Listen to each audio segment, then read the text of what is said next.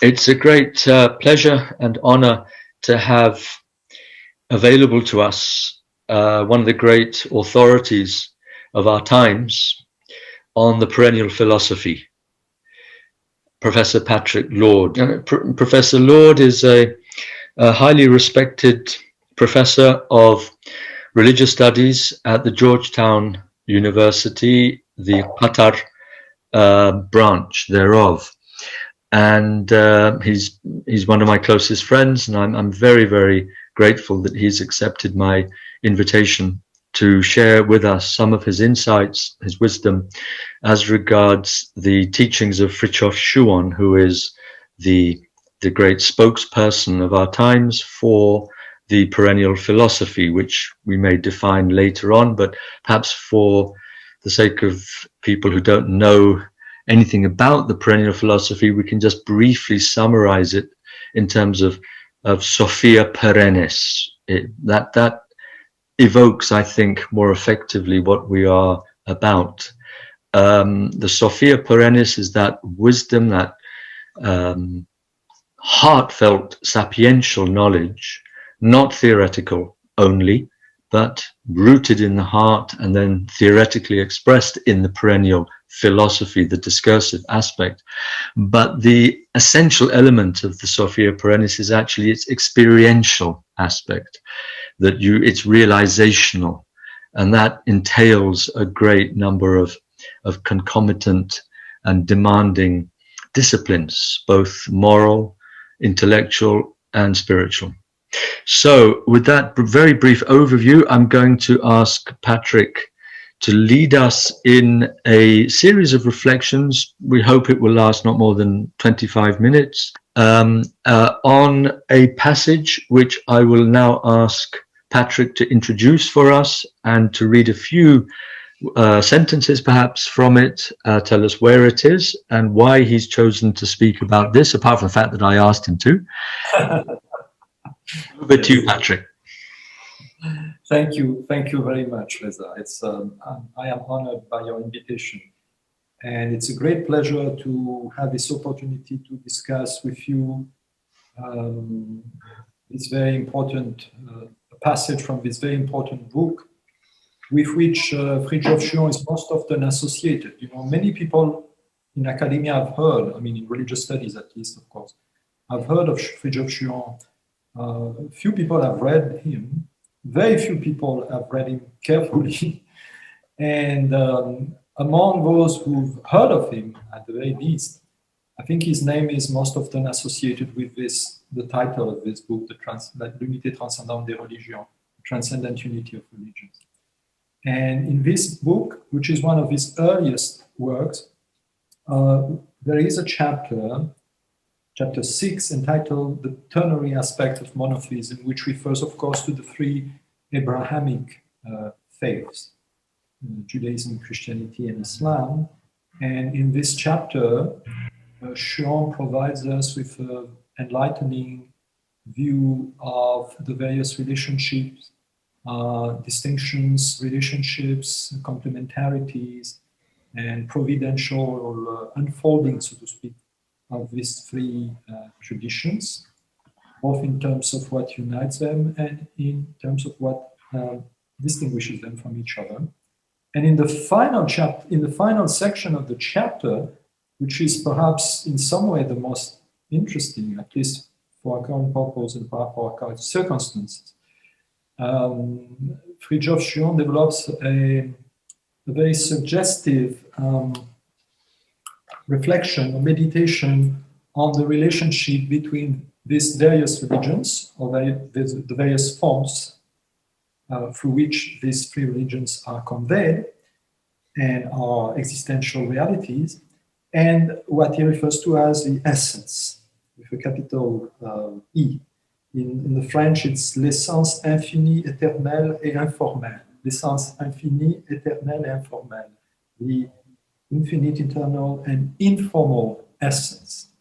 And in doing so, Schuon implicitly distinguishes, and those who are familiar with his works will immediately recognize the implicit distinction between what he refers sometimes as beyond being of what René Guénon used to refer to as non-being, or what the Sufi tradition or the Islamic tradition would refer to as that,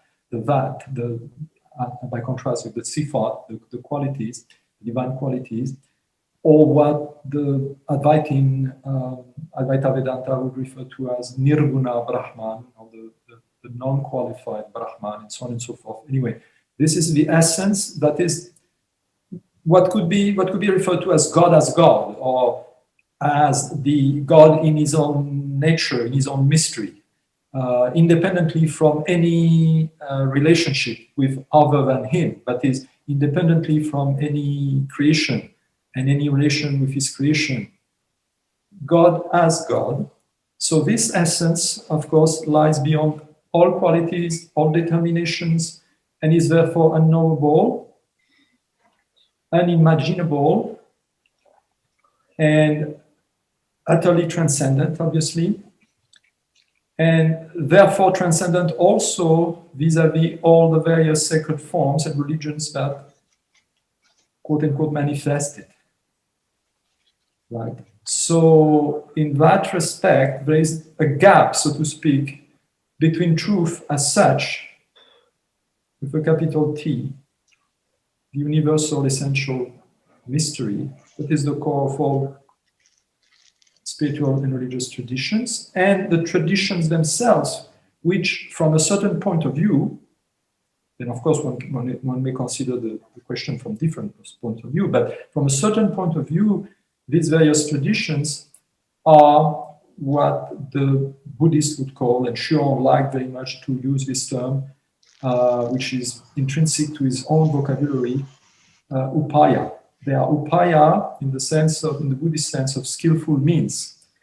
And in skillful means, there is the idea of means, therefore the idea of the implicit distinction between means and goal, which implies that the religions are not themselves and in themselves the goal itself, but they are skillful, meaning that they are sacred vehicles, effective, God-given vehicles in order to reach the truth or to reach the goal. So you have these two aspects. The skillful means is that which conveys the truth, but it is not the truth at the same time. So one may insist on one aspect or the other, and both are necessary in a sense. And in this particular passage, which I'm going to read now briefly, we see how these two aspects are, so to speak, complementary, and also the ways in which, in our particular time, the relationship between form and essence takes a particular, how should I say, takes, I don't want to say flavor, but as a particular actuality that gives to it a very particular meaning and significance. Here is the passage. I read directly in the English translation. Every religion is necessarily an adaptation. An adaptation implies limitation. Adaptation because, and I stop here briefly, because for Schuon, each and every religion responds to the need of a particular time and a particular people. So in that sense, it is an adaptation of what himself and René Guénon and others have referred to as the primordial tradition, which is what Reza referred to earlier as Sophia Perennis or Religio Perennis, if one wishes, with a different, slightly different exception. So every religion is an adaptation, and adaptation implies limitation, obviously, because there is need to adapt to a particular set of circumstances and therefore limitations, all right? So that's the meaning of upaya, in fact. And then I continue the text of Schuon himself. If that is true of the purely metaphysical religions, it is still more true of the exoteric religions, which represent adaptations for the sake of more limited mentalities. Here, there is a distinction that is to be found in other places in Schuon's works between what he calls sometimes metaphysical traditions. Here he calls them metaphysical religions. But later on, he would rather use the term metaphysical traditions. And by this term, he refers to the Asian metaphysical traditions such as Advaita Vedanta, Taoism, Madhyamaka Buddhism, and so forth, That is, traditions that are primarily, if not exclusively, centered on what he would call beyond being. Whether we refer to it as emptiness, shunya, or in Mahayana, or the Tao, or Nirguna Brahman. So these are the metaphysical religions or metaphysical traditions. And the second category of tradition are exoteric religions. And by this he means primarily, but not exclusively, the Abrahamic religions. And what distinguishes the so-called metaphysical traditions from the so-called exoteric religions here is that the latter, for him, and quite obviously, addresses the entire mankind. Whereas the first, the former, address only those who are qualified for them and seeking them, right? And actively seeking them and needing them, so to speak. So that explains why the latter are more limited in scope. Even any form is limited by definition, but this particular set of forms is even more limited because it addresses the entirety of mankind. Schuon said in one of his interviews that with Plato, with Shankara, you cannot save mankind as a whole. So you need religions to save mankind as a whole. So these limitations, I start again the text itself, I read again the text itself. These limitations must needs be found in one manner or another in the origins of the religious forms, and it is inevitable that they should be manifested in the course of the development of these forms, becoming most marked at the end of a cycle to which they themselves necessarily contribute. And that sentence is extremely important because it tells us, it reminds us first that the religions are limited by definition because they address limited human beings and limited human collectivities. Two, that these limitations are present already in the beginning. So yes, there is a perfection of each and every tradition from a certain point of view in the beginning, the apostolic age, because it's close to the inspiration or to the revelation. But still, even at the beginning, the limitations are present. And in fact, the limitations are nothing else in the sense that the self-limitation of the absolute, or the self-delimitation of the absolute in respect to a particular community or a particular humanity, if you wish. So the limitations are present in the origin. That means that they are not the result, they are not only nor primarily the result of a historical decay. They're already there in the beginning. But of course, the limitative aspect, if I may put it that way, of these limitations increase or are more and more manifest as the tradition ages. Right, in the course of the development of these forms. And in the end, or toward the end, of course, these limitations are in your face, so to speak, because they become more and more hardened. In the beginning, the limitations were there, but they were, as it were, made unlimited by the spirit that blows where it lists. We were close to the original spirit, so to speak, of the tradition. So the limitations were not a problem in a certain sense. They were just the ransom of relativity, right. Human relativity. But as time goes, they become more and more a problem, and especially, of course, in the end, because in the end, the spirit has, to a large extent, not completely, obviously, but to a large extent, these forms have become depleted from the spirit that animated them in the beginning, and that contributed to their flowering throughout history. Right. And then the last passage is most important. If these limitations are necessary for the vitality of a religion, because you need limitation in order to energize, so to speak, the life of the tradition. Otherwise, the tradition would go in all directions. There's a need for a certain narrowness, so to speak, for the vitality of the tradition. They remain nonetheless limitations with the consequence that this implies. The heterodox doctrines themselves are indirect consequences of this need for curtailing the amplitude of the religious form and for limiting it in proportion with the advance of the Dark Age. It could not indeed be otherwise, even in the case of the sacred symbols, because only the infinite, eternal, and formless essence is absolutely pure and inviolable, and because its transcendence must be made manifest by the dissolution of forms as well as by its radiation through them. So here, what I find very, very helpful in this passage is that it highlights that, that there are two different types of relationships, so to speak, between the essence and the sacred forms. On the one hand, the essence radiates through the forms, and that's the aspect of revelation, if one wishes. That's the vitality of the tradition. And that's also, of course, the saving mercy of the tradition. But the other dimension is the dimension of transcendence. And this dimension of transcendence is made evident or manifest paradoxically by the dissolution of forms. The forms reveal most evidently their limitations. The forms reveal most evidently that they are not the essence.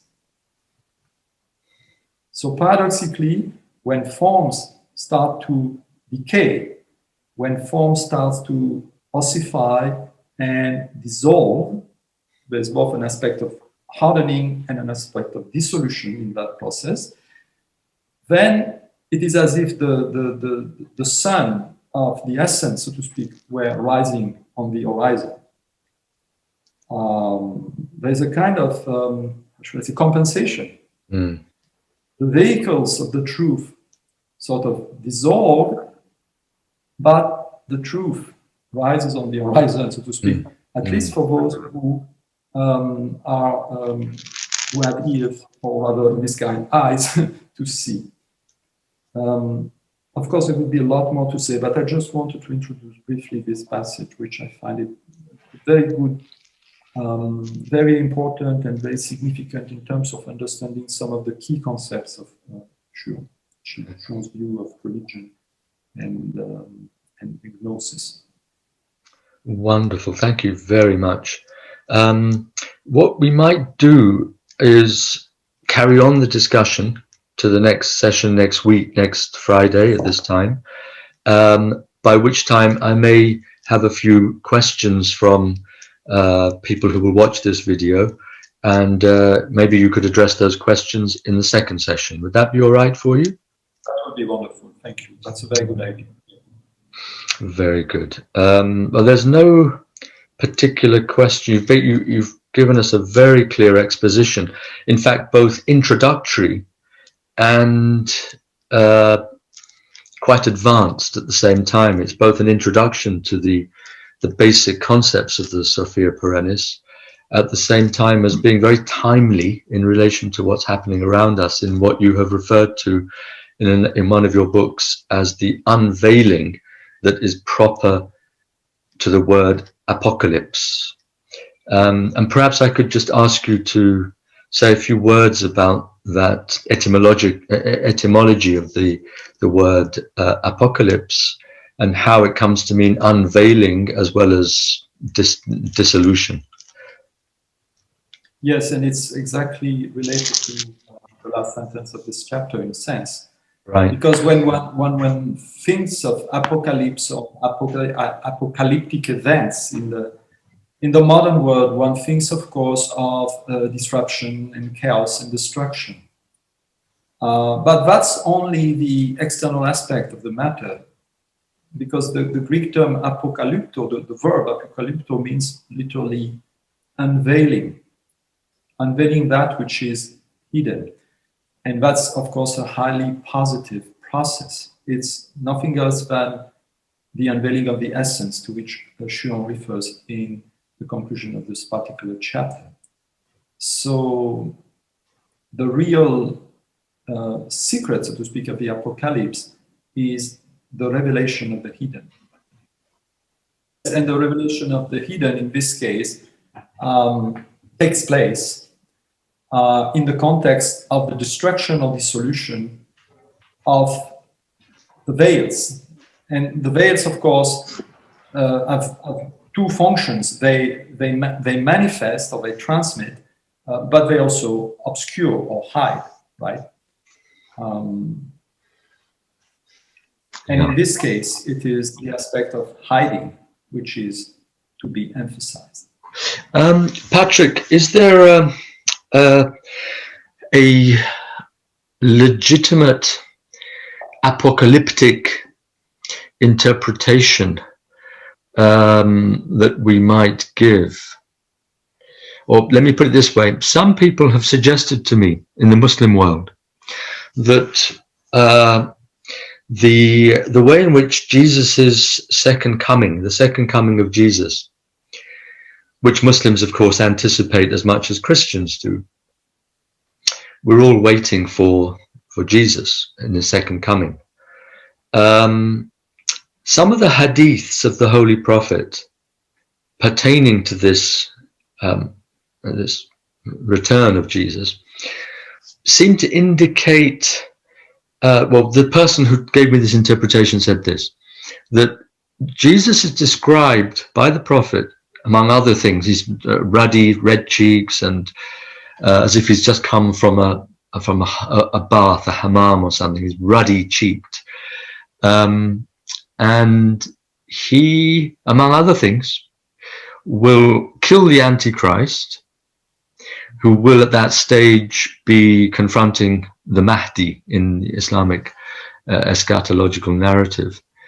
And he also will break the cross, the crucifix. He breaks the cross and he slaughters the swine.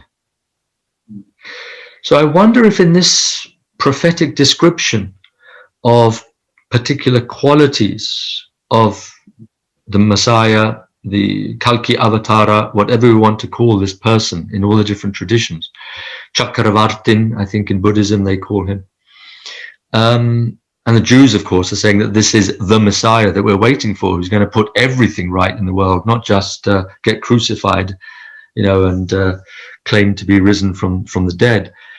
So it's the Messiah of the Jews, it's Jesus returning for Christians and Muslims, and it's the Kalki Avatara for Hindus. It's, I don't know what, in the Native American tradition, they probably have someone they identify with that function, and the Chakravartin for the Buddhists.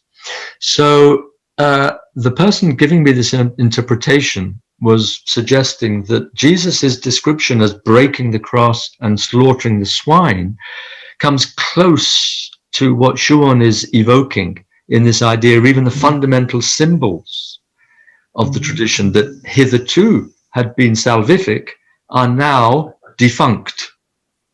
Right, right.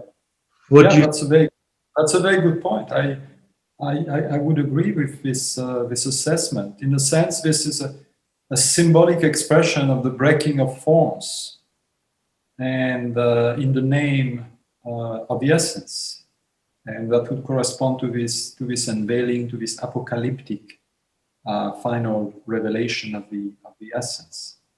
Of course, that is most likely understood in different terms, exoterically from an Islamic point of view, obviously, theologically with respect to the cross, for example, the negation of the cross. But if the lesson is to be universalized, as it were, then one could understand the cross as referring to the formal dimension of the religion, so to speak. Exactly. Well, Patrick, thank you so much. It's been a really interesting discussion, and you've enlightened us on several key points of the Sophia Perennis, and I look forward to taking this discussion further next week, same place, Zoom, same time, and in our own homes. Yeah. All right. Thank you very much, Reza.